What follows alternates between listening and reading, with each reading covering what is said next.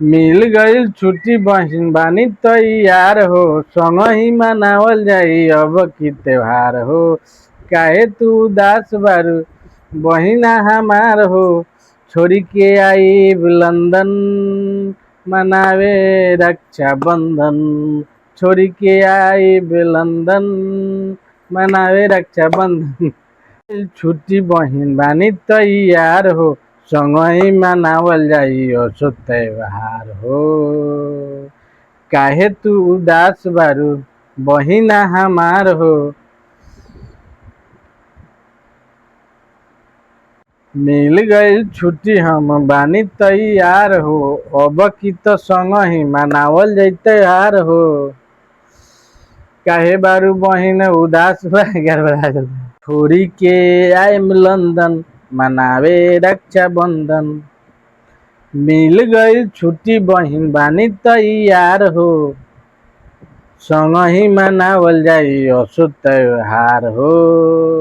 मिल गई छुट्टी बहिन बानी तैयार हो, संगही मनावल जाई असो त्योहार हो।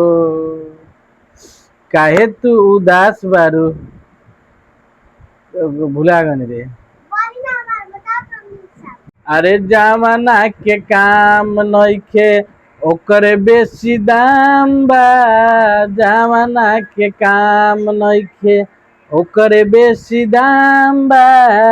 जमाना के काम नइखे हवा अउरी अन्न बिना रही ना जीवन हो। दूध दही से बेसी महंगाई दाम बा। जमाना के काम नइखे ओकरे बेसी दाम बा। जमाना के काम नइखे ओकरे बेसी दाम बा। सोना चानी बावे उ तो जान के मुठल हमके राम जी एकहु बहिन हो। काहे नहीं दिहला हमके राम जी एकहु बहिन हो। हमरो कलाई खाली न रही रक्षा बंधन के दिन हो।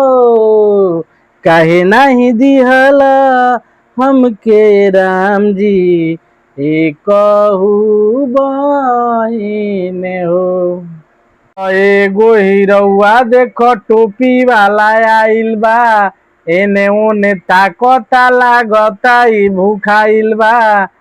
तो आवेला लो दादी लो इया लो तो गावेला लो बहुत बनी के कागा उतारू सर तो लोग गावेला लो कि मालदेम अले मालदेम झूलनिया से धक्का बोलम कलकत्ता ले जाइए हो। बंद कर। एगो हिरौआ देखो टोपी वाला आइल बा, एने ओने ताकता लागता ई भूखाइल बा।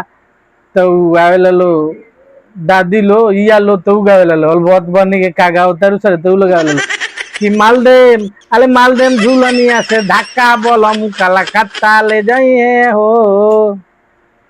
बंद कर।